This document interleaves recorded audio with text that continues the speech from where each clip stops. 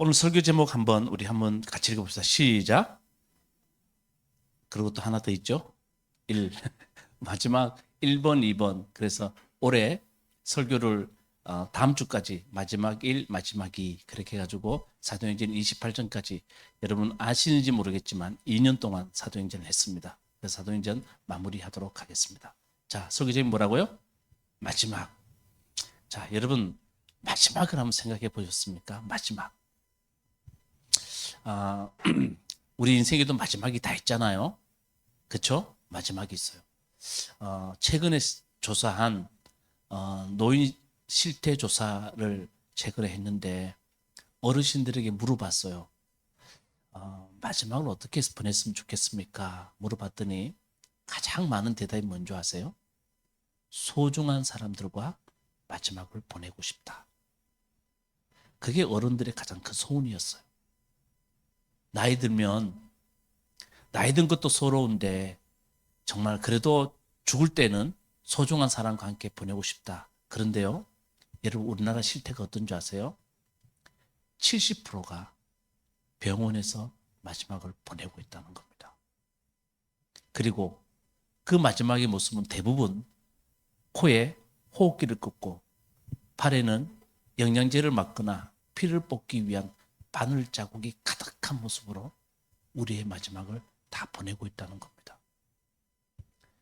저는 이 통계를 보면서 깜짝 놀랐습니다. 70% 이상의 사람들이 병원에서 코에 호흡기를 꽂고 우리의 마지막을 보내야 된다는 겁니다. 나는 친절한 죽음을 원한다라는 책이 있습니다. 그 책에 보면 우리나라 의사 선생님이 쓴 책인데요. 우리의 마지막을 두 가지로 아주 우리가 좀 알 수 있게 두 가지로 우리의 죽음을 요약하고 있습니다. 한번 제가 읽어드릴게요. 첫 번째가 뭐냐 하면 이렇게 말합니다. 생애 말기에 병원에서 기계호흡 장치를 달고 인공영양을 받으며 최대한 버티다가 죽음을 맞이하는 모습은 마치 현대사회 죽음의 통과 의례로 자리 잡은 듯하다. 이는 엄밀히 삶의 연장이 아닌 죽음의 연장이라고 할 수 있는데 이처럼 병원 임종의 가장 큰 문제는 죽음이 인간적인 마무리가 아니라 하나의 의학적 사건으로 처리되고 있다는 것이다. 이렇게 말합니다. 여러분 우리 젊은 사람들이 많아서 그런데 안다고 오죠. 여러분 우리 죽음이 대부분 사람의 죽음이 어떻게 처리되냐 하면 의학적으로 처리된대요. 인간적인 아름다운 마무리가 아니라 의학적으로 처리된대요. 이게 무슨 말이냐 하면 좀 쉽게 말하면 의사들에 의해서 여러분의 죽음이 처리돼요. 의사들이 대부분 여러분의 죽음을 마지막으로 처리해요. 그런데 문제는 의사들도 의료 과정 가운데 죽음에 대해서 배우지 않는데요. 한 사람의 죽음을 어떻게 처리해야 되는지에 대해서 그 사람들은 전혀 배우지 않는데요. 근데 그 사람들이 이 사람의 생명을 연장시킬지 안 시킬지 연명치료까지 이들이 다 결정을 해요. 그 현대인들의 죽음은 대부분 다 내 삶의 마지막 순간을 의사들에 의해서 처리된대요. 자, 또 한 가지 우리의 삶의 문제에 대해서 이렇게 말합니다. 오늘날 개인의 죽음은 경찰이나 국가기관에 신고해야 하는 사건이자 장래의 매장을 위해서는 의사가 작성한 사망진단서가 필요하게 되었다. 다시 말해 죽음이 사건으로 다뤄지면서 그것이 치환과 보건의 차원에서 안전한 것으로 증명받아야 한다. 이렇게 말합니다. 여러분 예배 처음에 죽음에 대해서 얘기하니 좀 떨떨떨해요. 여러분 우리가 죽으면 그냥 사망진단서가 필요한 거예요. 왠지 아세요? 치환과 보안을 위해서. 그러니까 우리의 죽음이 이렇게 처리되고 있다는 거예요. 이 책을 소개한 목사님이 저하고 가까운 분이에요. 이분의 어머니가 이제 마지막을 맞이해야 돼요. 임종이 가까웠어요. 목사님은 나는 친절한 죽음을 원한다. 이 책을 통해서 많은 걸 배웠대요. 그래서 어머니 코에 호흡기 대신 목사님은 어머니를 집으로 모셔왔대요. 우리 깜짝 놀랐어요. 정말 깜짝 놀랐어요. 그 목사님은 교회도 커요. 근데 어머니를 집으로 모셔왔대요. 그래서 우리가 아니 병원에 있어야 되지 않아요? 그랬더니 아니래요. 그리고 어머니가 거의 정신은 없지만 감각이 있을 동안에 감각으로 느낀대요. 매일 저녁에 어머니의 손을 꼭 잡고 어머니가 알아듣든 알아듣지 못하든 지나간 이야기, 좋은 추억들을 이야기하고 성경도 읽어주고 기도해 주셨대요. 그리고 마지막을 보내셨어요. 얼마 전에 제가 그 장례식 다녀왔어요. 그러면서 목사님이 이렇게 말해요. 정말 우리 생명이 소중하잖아요. 근데 우리의 마지막을 너무 허무하게 보낸대요. 이렇게 소중한 생명을 마지막을 너무 허무하게 보낸다는 거예요. 근데 우리가 살아가는 세상은 어떠냐 하면 죽음에 대해서 너무 무관심하게 하고 나는 무관한 사람처럼 살아가게 만든대요. 왜 그렇게 하냐 하면 책에서 이렇게 말해요. 오늘 우리 사회는 젊음과 활력을 우상화하는 사회라고 말합니다. 다르게 바꾸어 말하면 노화를 두려고 어떻게 하든 젊어지려는 것이 뿌리 깊게 지배하는 사회래요. 동의되세요? 여러분, 젊음과 활력을 모든 매스컴이나 사업에서 우상화시켜 놓고 있어요. 그러니까 늙는다는 것은 우리에게 너무 싫어요. 진짜 그렇지 않아요? 여러분, 우리가 살아가면서 오늘 누군가 나한테 아니 왜 그렇게 늙게 보여요? 왜 이렇게 늙었어요? 그러면 여러분 하루 종일 기분 나빠요. 그런데 누군가 나한테 그렇게 말해요. 진짜 날이 가면 젊네요? 라는 말을 기분 좋게 만들어요. 근데 이게 너무 뿌리 깊게 우리 삶에 지배하고 있다는 거예요. 저도 이번에 공항에서 어떤 목사님이 저한테 그랬어요. 권 목사, 구공학번이지? 예, 저 구공학번입니다. 그랬더니요, 그 소리 듣고 다른 목사님이 진짜요? 저한테 조용히 오더니 학교 늦게 들어갔어? 이 말을 딱 하는데 야, 내가 머리가 휘어서 그렇지 그렇게 내가 나이 들어 보이나? 그 생각이 쑥 들어오더라고요. 그러니까 여러분 이 젊음과 그리고 활력을 우상화시키는 사회에서는요, 우리가 죽음을 마지막이라는 단어, 죽음이라는 단어를 우리가 무관심하게 만든다는 거예요. 제 말 이해되시죠? 근데 여러분 이렇게 되면 우리가 어떻게 사는 줄 아세요? 우리가 주님 앞에 우리가 정말 주님 앞에 살아야 될 우리들의 삶을 정말 세상이 우상화하는 곳에 우리가 그 앞에 살아가게 만들어요. 그래서 여러분 우리는 이 젊음과 활력을 우상화하는 이 정말 우리 세상에서 우리가 조금은 저항하고 살아야 돼요. 이해되십니까? 좀 저항하고 살아야 돼요. 어떻게 저항하느냐? 저는 오늘 설교 제목에서 이 답을 찾으려고 해요. 따라합시다. 마지막. 뭐요? 마지막. 마지막이라 그래서 꼭 죽음을 말하는 게 아니에요. 우리는 그리스도인들의 삶은 항상 마지막을 생각하고 살아야 돼요. 마지막. 그럼 목사님 마지막은 뭐예요? 라고 말하면 마지막은 정말 오늘이 마지막인 것처럼 다시 말하면 지금 여기 이 자리예요. 지금 여기 이 자리를 소중히 여기고 살아야 돼요. 그걸 마지막을 생각하고 살아가는 사람들의 모습이에요.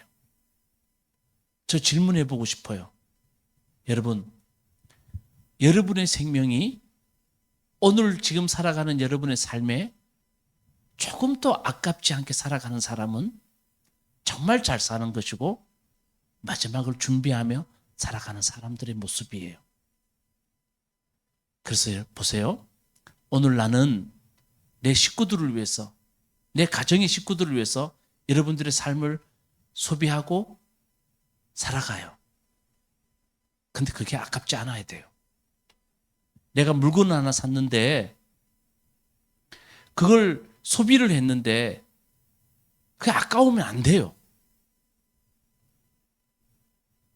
그렇잖아요. 우리가 마찬가지예요. 지금 내 삶을 소비하고 있는데 어차피 우리 삶을 소비하고 있는 거예요. 그런데 이것이 아깝지 않다는 생각이 우리 속에 들어오면 여러분 잘 사는 거예요. 그게 마지막처럼 여러분 삶을 살아가는 거예요. 그러니까 여러분 예배 드리고 예수 믿는 이 자체도 여러분들한테 이 시간이 지금의 이 모습이 아깝지 않아야 돼요. 그러면 예수 잘 믿는 거예요. 아멘. 정말 나는 내 직장이 어떤 직장을 다니고 있더라도 나와 함께하는 사람들과 내가 살아가는 그것들이 내가 조금도 아깝지 않는 삶이 된다면 그건 정말 지금을 마지막처럼 살아가는 사람의 모습이라는 거예요. 여러분 사도 바울은 이렇게 말했어요. 한번 우리 사도행전 20장 23절 24절 말씀 읽을게요.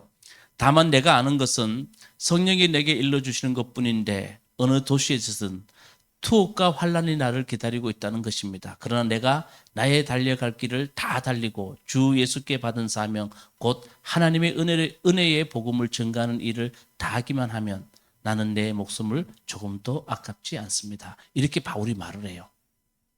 바울은 자기 삶에 달려갈 길을 다 달려가서 정말 은혜의 복음을 전가하는 일에 있어서는 나는 내 목숨도 조금도 아깝지 않다고 말했어요. 이 말이 무슨 말이냐면 지금 내 삶의 모든 것을 소비하더라도 나는 내 삶이 조금도 내가 불행하다든가 내가 잘못된 길로 가다든가 이런 생각을 하는 게 아니라 아깝지 않대요. 아멘이시죠? 이게 바울이 이 삶을 살았던 사람이에요. 저는 우리가 한 번은 하나님 앞에서 우리의 마지막이 어떨까?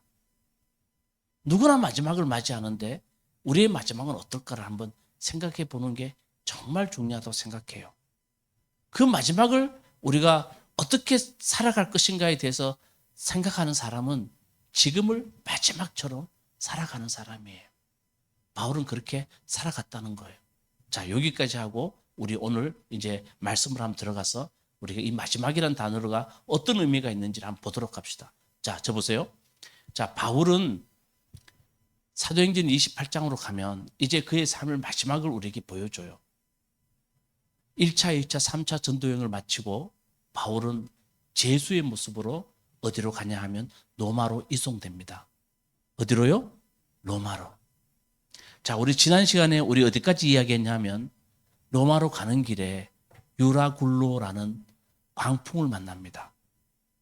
그러니까 그 배 안에 있는 모든 사람들이 죽음 앞에 직면했어요. 그때 바울이 어떡합니까? 여러분 걱정하지 마십시오. 한 사람도 죽지 않습니다. 라고 바울이 말을 해줘요. 그리고 여러분 여러 날 동안에 아무것도 먹지 못했으니 여러분 자 이제 듭시다 하고는 그는 빵을 들어서 축복 기도를 하고 난 뒤에 사람에게 나눠줬어요. 제수의 모습으로. 제수인 바울이. 자, 그래서 그 배가 이렇게 도착했는데 어디에 걸렸는데 봤더니 그 배가 도착한 곳이 어디냐면 몰타 섬이라는 곳이에요. 자, 지도를 한번 봅시다. 자, 지도를 보면 저기 끝에 몰타 섬 보이시죠? 그죠? 로마 가까운 조그만 곳에 저 몰타 섬이라고 나옵니다. 저기에 배가 도착한 거예요. 이렇게 저렇게 밀려가다가 저기에 도착한 거예요. 자, 그 몰타 섬에서 일어난 일을 두 가지를 우리에게 들려줍니다. 자, 저 보세요 이제. 자, 몰타 섬에 배가 이렇게 걸렸는데 그 섬에 사람들이 내렸더니 그 섬 사람들이 아주 친절하게 바울 일행을 대접해줘요. 자, 바울 일행을 잘 대접해주는데 그 사람들이 비가 온 뒤라서 성경에 보니까 불을 피워줘요. 자, 그 다음부터 일어난 사건에 대해서 우리가 성경을 보면서 한번 보도록 합시다. 28장 3절 제가 읽을게요. 한번 보세요. 그 불을 피워줬는데 3절에 바울이 나뭇가지를 하나로 모아다가 불에 넣으니 뜨거운 기운 때문에 독사가 한 마리 튀어나와서 바울의 손에 달라붙었다. 자, 이해되시죠? 신기하죠? 불을 피워가지고 바울이 불을 더 피우려고 나무를 툭 던졌는데 뜨거운 기운 때문에 독사가 탁 튀어나와서 누구 손을 물었다는 거예요? 바울이 손을 물었어요. 자, 4절. 자, 같이 읽어보 시작. 선 사람들이 그 뱀이 바울의 손에 매달려 있는 것을 보고 이 사람은 틀림없이 살인자다. 바다에서는 살아나왔지만 정의 여신이 그를 그대로 살려두지 않는다 하고 서로 말하였다. 자, 독사에 물렸으니까 사람들이 뭐냐 하면 야, 이 사람은 살인자다. 그게 옛날 사람들 그러잖아요. 뭔가가 잘못되면 죄져서 그렇겠지 라고 사람들은 기본적인 인식이 그래요. 그러니까 뭐냐 하면 저 살인자다. 안 그러면 어떻게 독사가 저 사람을 물 수 있을까? 바다에서는 살아나왔는데 정의 여신이 그를 그대로 살려두지 않는다. 그렇게 말해요. 자, 5절. 그런데 바울은 그 뱀을 불 속에 떨어버리고 아무런 해도 입지 않았다. 신기하죠? 자, 뱀이 물렸어요. 사람들이 와, 쟤 죽는다. 살인자야. 그런데 바울이 푹 말하는 톡 던졌더니 뱀은 불에 다시 들어갔어요. 이해되시죠? 6절. 선 사람들은 그가 살이 부어 오르거나 당장 쓰러져 죽으려니 하고 생각하면서 기다렸다. 그런데 오랫동안 기다려도 그에게 아무런 이상이 생기지 않자 그들의 생각은 바뀌었어. 그를 뭐라고요? 신이라고 했다. 그죠? 그러니까 목사는 뱀한테 한 물려야 돼요. 그래서 뱀을 턱 떨었는데 여러분들이 제가 아무렇지도 않으면 우리 목사님 진짜 최고 이렇게 돼야 돼요. 그게 이게 사람들은 꼭 이런 걸 봐야 뭔가가 믿는 것처럼 보여요. 그렇죠? 그러니까 이런 일이 벌어진 거예요. 이게 첫 번째 사건이에요. 첫 번째 사건. 자, 두 번째 사건은 우리가 주영이 읽었어요. 7절 말씀부터 봅시다. 그 근처에 그 섬의 주장인 버블리오가 농장을 가지고 있었다. 그가 우리를 그리로 초대해서 사흘 동안 친절하게 대접해 주었다. 자, 그 섬의 추장인 버블리오라는 사람이 바울을 대접해 줬어요. 8절. 마침 버블리오의 아버지가 열병과 이질에 걸려서 병석에 누워 있었다. 그래서 바울은 들어가서 기도하고 그에게 손을 얹어서 낫게 해 주었다. 그런 일이 일어나니 그 섬에서 병을 앓고 있는 다른 사람들도 찾아와서 어떻게 했다고요? 고침을 받았다. 두 가지 사건을 이야기해요. 자, 버블리오라는 추장이 있었는데 아버지가 열병과 이질에 걸렸어요. 예전에는요, 열병과 이질에 걸리면 죽을 수도 있었어요. 그래서 바울이 손을 얹고 기도했더니 낫어요. 그걸 보고 깜짝 놀라서 사람들이 동네에 아픈 사람들을 다 데리고 왔어요. 그랬더니 바울이 계속해서 기도해 줬더니 다 병이 나았어요. 자, 두 가지 기적을 이야기를 해요. 첫 번째는 뭐라고요? 첫 번째 뭐라고요? 뱀에 물려 낫어요. 두 번째 뭐라고요? 병든 사람이 손을 얹은 적 나았어요. 자, 잘 보세요. 이 두 가지 이야기를 들려줘요. 바울의 죄수로서 로마로 가는 바울의 마지막 모습을 이 두 가지 모습으로 보여줘요. 근데 여러분, 우리가 이 말씀을 가만히 묵상해 보면요, 뭔가가 의도가 있어요. 뭔가 분명한 의도가 있어요. 무슨 의도일까? 성경을 조금만 읽어본 사람들은 어디서 이 장면을 봤어요? 어디서 이 말씀을 봤어요? 어디서 봤을까요? 예수께서 부활하시고 난 뒤에 밥을 먹고 있는 제자들을 찾아갔어요. 그리고 제자들에게 이렇게 말해요. 마가복음 16장 우리 말씀 봅시다. 16장 15절 말씀 다 같이 시작. 너희는 온 세상에 나가서 만민에게 복음을 전파해라.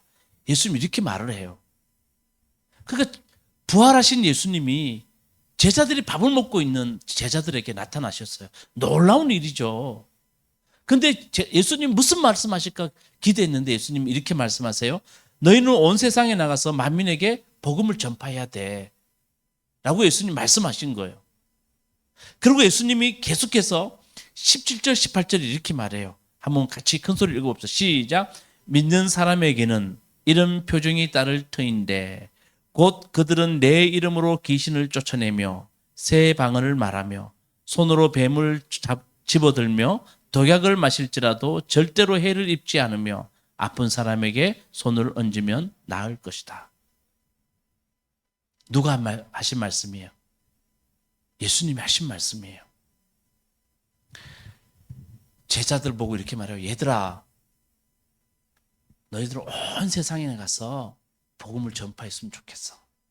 근데 그냥 가라는 게 아니야. 너희가 나가서 복음을 전파하는데 너희에게 능력을 주는데 귀신을 쫓아내고 새 방언을 말하며 손으로 뱀을 집어들며 독약을 마실지라도 해를 입지 않으며 아픈 사람에게 손을 얹어 나을 것이다 라고 말해요. 자, 지금 바울에게 일어난 일은 세 번째, 네 번째 일이 일어나고 있어요. 지금 무슨 말이냐 하면 손으로 뱀을 집어들며 독약을 마실지라도 절대로 해를 입지 아니하며. 아멘. 그 일이 일어난 거예요. 지금 손에 뱀을 집어들었는데 독약을 마셔도 해를 입지 않는 일이 바울에게 일어난 거예요. 그 다음에 무슨 일이 일어났어요? 무슨 일이 일어났어요? 아픈 사람에게 손으로 얹은 즉 나았어요. 그 일을 기록하고 있다는 거예요. 자, 여러분, 예수님이 이 땅에 오셔서 부활하시고 죽으시고 부활하시고 난 뒤에 제자들에게 했던 말을 가장 포변적으로 잘 이룬 사람이 누군지 아세요? 너희는 온 세상에 나가서 많은 사람들에게 복음을 전파하라는 말을 가장 실전적으로 한 사람이 누구예요, 성경에? 예? 사도 바울이에요. 복음 전파라 그러면 유일하게 성경에 우리에게 소개된 정말 대표적인 사람이 바울이에요. 1차, 2차, 3차 전도 여행을 통해서 아시아와 유럽을 다니면서 하나님의 복음을 전파했어요. 그리고 그는 마지막으로 여기 성경에 나와 있듯이 정말 얼마나 많은 사람들에게 귀신도 내어 쫓아주고 방언도 말하면서 그는 사람들에게 이 마지막 모습을 기록하고 있는 거예요. 제가 이 말씀 묵상해 봤어요. 자, 한번 대답해 보세요. 사도행전을 기록한 사람이 누구라 그랬어요? 누가라 그랬어요. 누가. 누가복음을 기록한 누가가 사도행전을 기록해요. 근데 여러분 가만히 한번 보세요. 누가라는 이 사람은 의사인데 누가복음을 기록하고 난 뒤에 사도행전도 기록해요. 근데 이 누가는 정말 주목한 사람이 누구냐면 사도 바울이에요. 그가 예수 믿는 사람들을 잡아 죽일 때부터 핍박할 때부터 회심하는 이야기도 가장 자세히 기록해요. 이해되시죠? 그때 여러분 사도행전을 보세요. 우리 사도행전 13장부터 28장까지 16장을 누가는 오직 바울에게만 주목해요. 그리고 바울의 전도 여행을 어떻게 했는지 다 기록해요. 거기에 어떤 일이 벌어진지도 다 기록해요. 그래서 누가에 의해서 우리는 초대교회에 만민에게 복음을 전파한 바울의 모습을 우리가 알 수 있는 거예요. 누가는 바울에게 정말 주목했어요. 그리고 난 뒤에 바울의 마지막 모습을 기록하고 싶은데 그 모습을 어떻게 그려낼까? 저는 말씀을 묵상하다가 되게 은혜가 되더라고요. 그래, 예수님이 그려놓은 밑그림, 만민에게 복음을 전파하라고 했던 그 예수님, 부활해서 오신 예수님이 우리에게 그려준 밑그림, 그리고 네 가지 말하지 않습니까? 귀신을 쫓아내고 방언을 말하고 뱀을 집어도 독약을 마셔도 해를 당하지 아니하고 병든 사람의 손을 얹어 낫는다는 예수님이 그려놓은 이 밑그림에 누가는 바울의 모습을 통하여 그림을 한 장 완성하는 거예요. 바울은 이렇게 살았다는 거예요. 예수님이 그린 이 밑그림대로 바울은 온전하게 살았다는 거예요. 그 모습을, 이 말씀대로 바울이 살았다는 그 모습을 그냥 이 몰타섬에서 일어난 사건 하나로 우리에게 들려주고 있다는 거예요. 바울은 이렇게 산 사람입니다. 바울은 이렇게 놀랍게 하나님 앞에서 아름다운 마지막을 맞이한 정말 놀라운 사람입니다라는 것을 이 장면, 두 장면을 통해서 우리에게 그려주고 있다는 거예요. 아멘. 제 말씀을 묵상하면서 되게 은혜가 되더라고요. 마지막, 지금의 삶을 우리가 소비하고 있는데 나의 생명을 여러분도 소비하고 있고 저도 소비하고 있어요. 다 소비해요.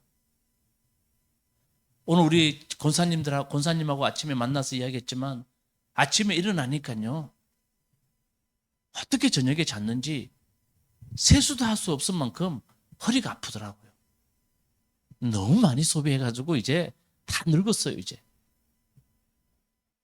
예전에 안 그랬잖아요. 여러분 다 소비해요.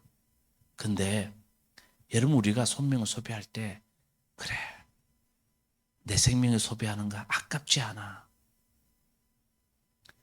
여러분, 그런 마음이 드는 것 어떤 삶이겠어요? 저는 예수님이 그려준 밑그림, 바울은 그의 삶은 마지막은 이런 모습이기에 누가는 몰타섬의 바울의 모습을 통해서 보세요. 여러분, 바울은 이렇게 살았어요. 그의 마지막은 이렇게 아름다워요. 이렇게 멋있어요. 라고 우리에게 들려주고 있다는 거예요. 묵상하면서 너무 은혜가 되더라고요. 여러분, 우리도 예수님이 그려진 밑그림대로 좀 살았으면 좋겠어요. 아멘. 그게 우리의 마지막을 잘 준비하는 모습이에요. 이번 주에 이런 생각이 들었어요. 여러분, 저도 내 삶을 잘 이해가 안 돼요. 여러분 다 이해하고 믿어요? 어떤 학자의 말처럼 이해하지 못하게 믿는데요. 여러분, 다 이해하려고 믿는 사람은요, 없어요. 그런 사람은 있을 수가 없는 거예요. 두 분 다 이해해서 결혼하셨어요? 정말 살아가서 왜 이 남자하고 결혼했고 왜 이 여자하고 결혼했는지 이해가 안 되지만 한 가지 때문에 살잖아요. 뭐 때문에요? 믿음과 사랑 때문에 사는 거예요. 그게 믿는다는 거예요. 여러분, 우리 예수 진짜 믿잖아요. 아멘? 그러면 예수님 그림대로 좀 살아봅시다. 제가 짧게 끝낼게요. 자, 첫 번째 말했어요. 예수님이 이렇게 말했어요. 귀신을 쫓아내래요. 뭐라고요? 귀신 쫓아내래요. 여러분, 귀신을 어떻게 쫓아낼까요? 여러분, 여기서 귀신은 다른 거 아니에요. 우리의 정신을 흐트러 놓고 하나님께 집중하지 못하게 하고 세상의 것에 우리의 모든 것이 우리의 정신을 갈기갈기 찢어놓는 것, 그걸 우리가 이겨내야 돼요. 아멘. 자, 새 방언을 말하며, 여러분, 새 방언은 뭐예요? 공감의 말, 따뜻한 말, 이게 방언이에요. 사람을 일으켜 세워주는 말. 여러분, 이런 것에 우리의 삶을 좀 소비시켜 봅시다. 한번. 뱀을 집어도 독을 마셔도 해를 당하지 않는 게 뭡니까? 세상의 유혹. 얼마나 정말 뱀의 독사처럼 우리를 유혹합니까? 거기 다 물려 죽게 하잖아요. 사람들이 이렇게 말해요. 예수 믿어봤자 그 무슨 소용이 있냐? 여러분, 이런 독에 물려요. 한번 딱 물리면요, 그 생각이 내 생각을 다 지배해버려요. 뭘 그렇게 사람들이 교회 다니는 사람들한테 얼마나 많은 말들을 합니까, 요즘.